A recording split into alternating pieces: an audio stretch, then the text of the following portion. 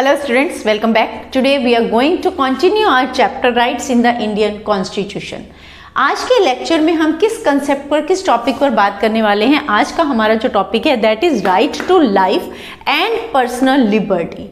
अब right to life and personal liberty के बारे में डिस्कस करने से पहले हम थोड़ा सा अपनी लास्ट लेक्चर की तरफ जाते हैं, जहां हमने किसके बारे में डिस्कस किया था, जहां हमने आउटलाइन ली थी regarding the right to freedom कि राइट टू फ्रीडम क्या है. वहां हमने जब राइट टू फ्रीडम को डिस्कस किया था at that time we have discuss कि राइट टू फ्रीडम कोई छोटा कंसेप्ट नहीं है. राइट टू फ्रीडम जो एक ब्रॉड कंसेप्ट है, इसके अंदर फ्रीडम मतलब बहुत सारे एरियाज है जिसमें फ्रीडम की बात की गई है. राइट, अब हम अपने लेक्चर्स में स्टेप बाय स्टेप उन फ्रीडम्स के बारे में डिस्कस करेंगे. उन्हीं में ही अब एक हमारी जो फ्रीडम है वो कौन सी है, that is right to life and personal liberty. One more thing, जो आपका ये राइट टू फ्रीडम है ये कौन से आर्टिकल में दिया गया है? It is mentioned in our constitution in the article 19 to 22. और जो हम बात कर रहे हैं अपने टॉपिक की right to life and personal liberty, ये कौन से आर्टिकल में है? It is given in article 21. Right, अब ये आपके 1 मार्क क्वेश्चंस बन सकते हैं. अब ये राइट टू लाइफ, दो वर्ड्स यूज हुए हैं इसमें, दो अलग अलग राइट्स है. एक तो राइट टू लाइफ और दूसरे किसकी बात की गई है? पर्सनल लिबर्टी की. Liberty means freedom. राइट, अब राइट टू लाइफ का मतलब क्या है? जीने का अधिकार, यानी हर व्यक्ति को जीने का अधिकार है. अब जीने का अधिकार है तो उसके लिए क्या है? जीने के लिए चीजें भी चाहिए जो बेसिक नेसेसिटीज हैं. तो इट मीन्स हर व्यक्ति को, अब ये राइट हमें क्या कहता है कि हर व्यक्ति को ये राइट है कि उसको जीने के लिए जो बेसिक नेसेसिटीज हैं वो उसको मिलनी चाहिए. तो वो प्रोवाइड कौन करवाएगा? By the government. राइट, इसके बारे में अभी हम आगे डिटेल में डिस्कस करेंगे. राइट, तो सेकेंड वर्ड हमारा क्या है? पर्सनल लिबर्टी, हमारी अपनी आजादी, पर्सनल जो लिबर्टी है, पर्सनल फ्रीडम की बात की गई है. क्लियर? अब ये personal life to right to life और पर्सनल लिबर्टी है क्या? इसका मीनिंग क्या है? इसका मतलब है कि no person shall be deprived of his life. Right to life यानी कि जीने के लिए जो चीजें चाहिए वो उसको मिलनी जरूरी है. और personal liberty except according to the procedure as laid down under the law. सिर्फ अब यहां पर एक वर्ड यूज किया गया है बीच में, दैट इज एक्सेप्ट. अब ये एक्सेप्ट का मतलब क्या है? अब यहां तक सेंटेंस का अगर हम मीनिंग देखें तो इसका मतलब ये है कि किसी भी व्यक्ति को राइट टू लाइफ या उसकी पर्सनल जो लिबर्टी है उससे डिप्राइव्ड या उससे अछूता नहीं रखा जा सकता. राइट, लेकिन किन कंडीशंस में हमारा ये होता है? Except according to procedure as laid down under the law. अब इसका क्या मतलब है? सपोज मान लीजिए कोर्ट ने किसी व्यक्ति को फांसी की सजा सुना दी. अब यहाँ हम कहेंगे कि एक तरफ तो हम बात कर रहे हैं कि सबको जीने का अधिकार है, दूसरी तरफ कोर्ट क्या कर रहा है? किसी व्यक्ति को फांसी की सजा दे रहा है, सेंटेंस टू डेथ. राइट, लेकिन अब ऐसे में क्या हुआ कि हम तो उसकी लाइफ को ले रहे हैं, लेकिन यहाँ ऐसा नहीं है.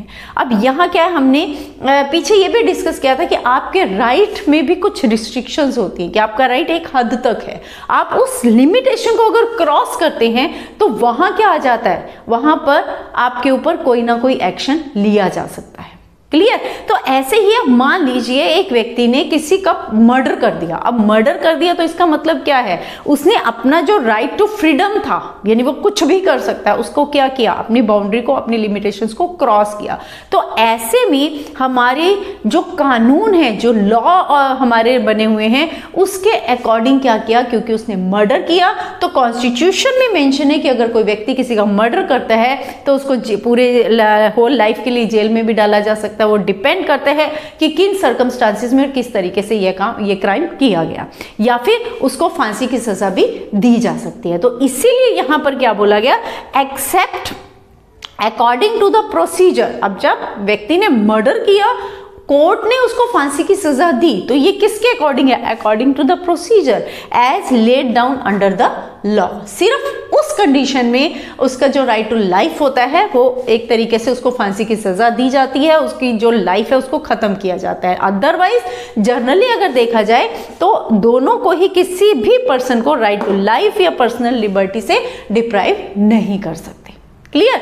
अब ये जो हमारा राइट टू लाइफ है या पर्सनल लिबर्टी है। अब अगर हम पर्सनल लिबर्टी की बात करते हैं, no one can be denied of his और हर पर्सनल लिबर्टी। अब इसका मतलब क्या है? पर्सनल लिबर्टी किस तरीके से पर्सनल लिबर्टी है, राइट? अब यहाँ आपका क्वेश्चन आ जाता है समटाइम कि explain different freedoms which comes under the category of the right to the freedom या which comes under right to freedom, right?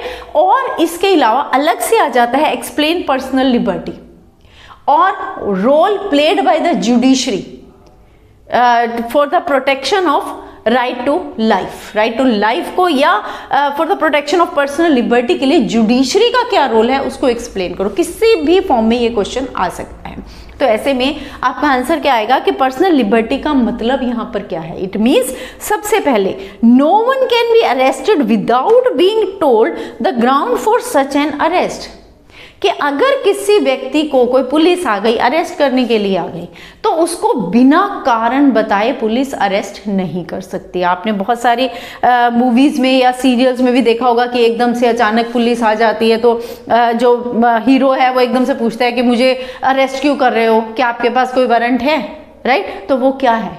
That shows कि अगर वो वारंट के बारे में पूछ रहा है कि वारंट पेपर है या नहीं है, तो इसका मतलब he is well known about the procedure. उसको मालूम है कि बिना कारण बताए कोई भी उसको अरेस्ट नहीं कर सकता। तो यहाँ पर क्या है?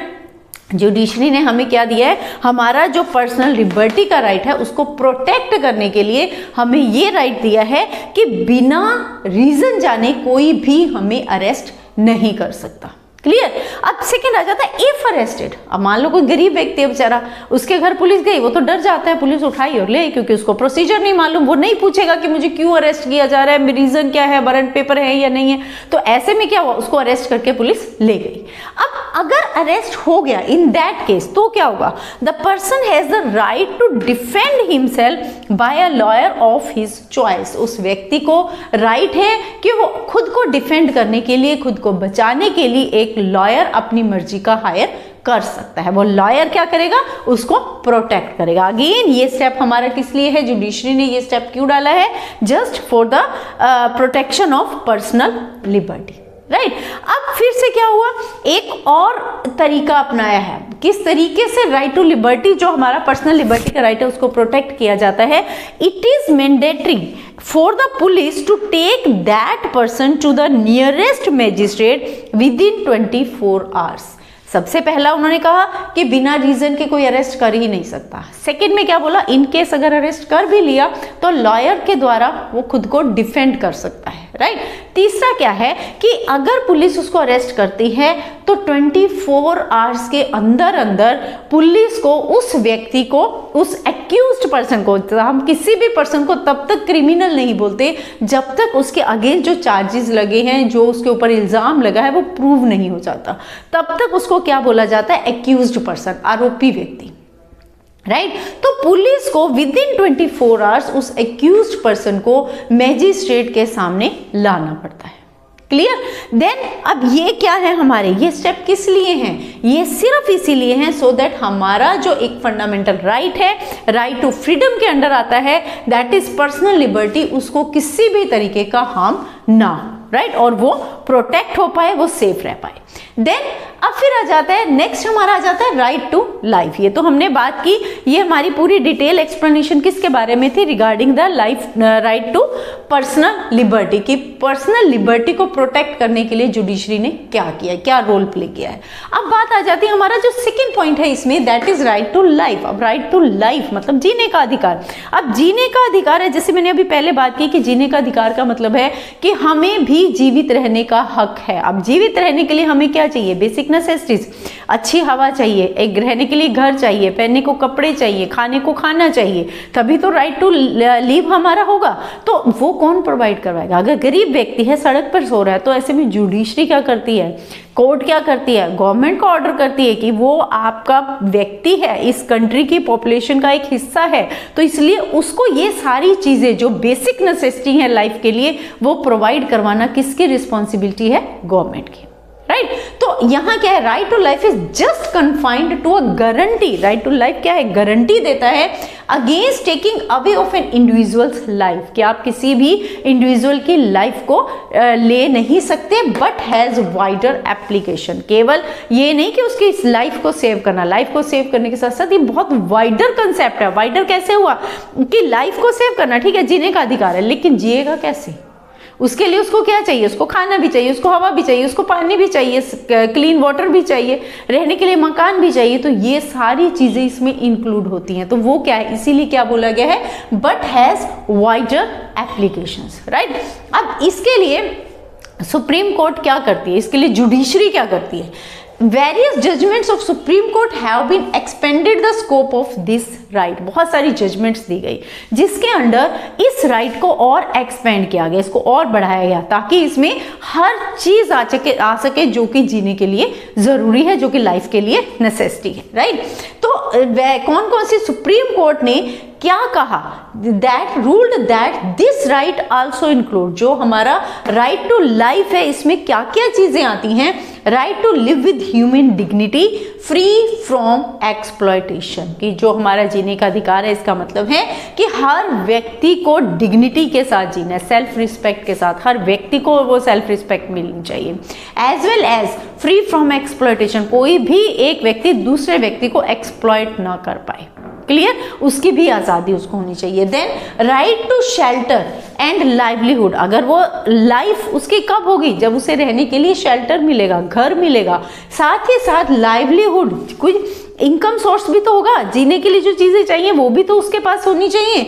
Also included in the right to life because no person can live without the means of living. ये चीजें क्यों इंक्लूड की गई, जो ये हमने राइट टू ह्यूमन डिग्निटी बोला, फ्री फ्रॉम एक्सप्लॉयटेशन कहा, हमने शेल्टर की बात की, हमने लाइवलीहुड की बात की, इन चीजों को जुडिशरी ने इंक्लूड क्यों किया राइट टू लाइफ में, क्योंकि ये वो चीजें हैं जिनके बिना जो लिविंग है, जो जीना है, इंसान की जो लाइफ है, वो व्यक्ति जीवित नहीं रह सकता। अगर क्या खाने को नहीं है, अगर अच्छी एयर नहीं है, क्लीन एयर नहीं है, क्लीन वाटर नहीं है, रहने के लिए घर नहीं है, तो in that case human life जो है वो बहुत डिफिकल्ट हो जाती है। इसीलिए सुप्रीम कोर्ट जो है वो गवर्नमेंट को ऑर्डर करती है कि ये सारी चीजें जो बेसिक नेसेसिटीज हैं, बेसिक रिक्वायरमेंट्स हैं टू लिव, वो प्रोवाइड करवाना किसकी रिस्पॉन्सिबिलिटी है, of the government, right.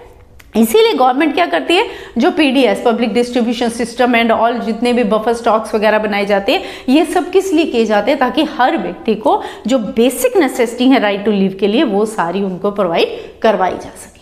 Is it clear, ये हमारा किसके बारे में था, it's regarding the right to life and personal liberty. Hopefully it's clear to you.